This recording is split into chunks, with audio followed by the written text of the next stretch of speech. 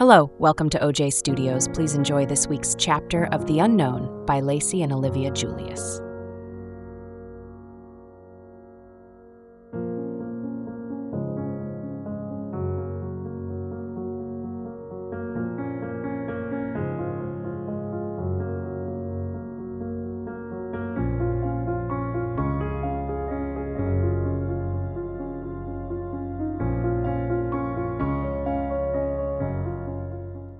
I walked out of the girls' locker room dressed in my gym clothes, a pair of pink shorts and a pink t-shirt.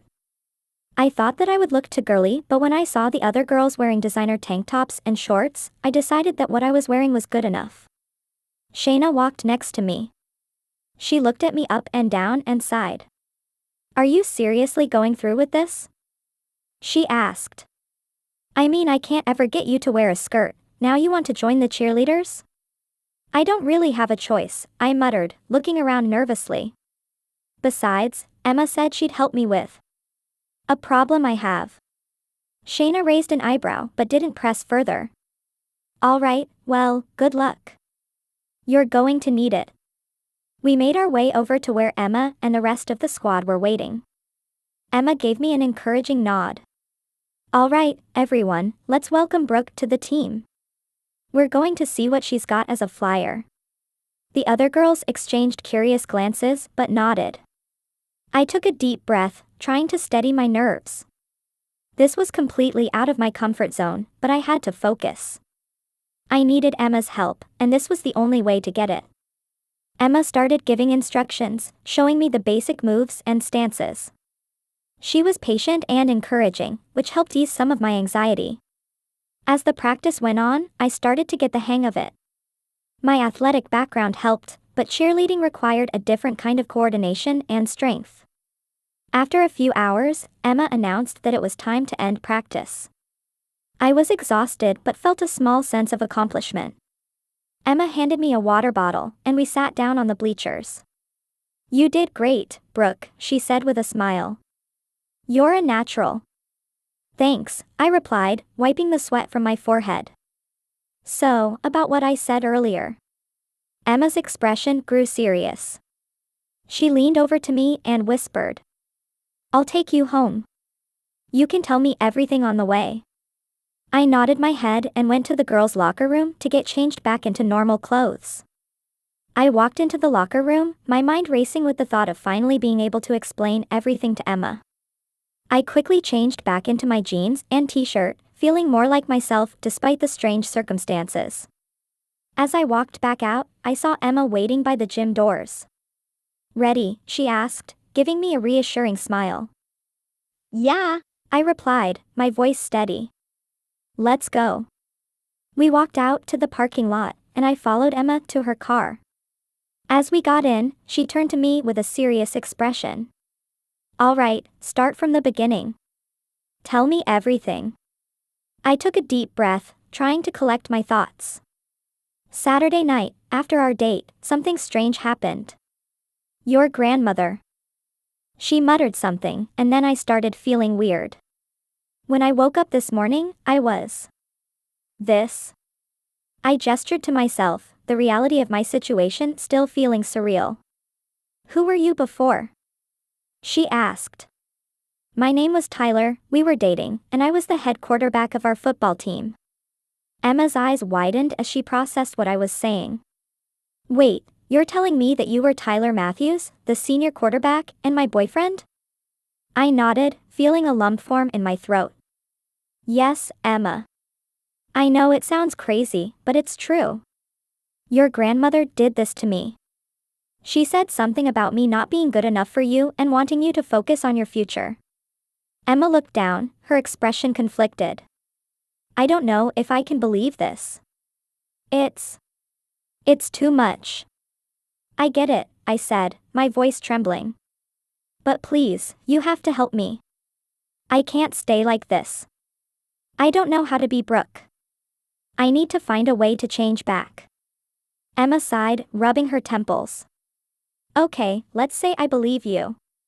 What do you want me to do now?" "I don't know," I admitted, feeling a sense of helplessness wash over me.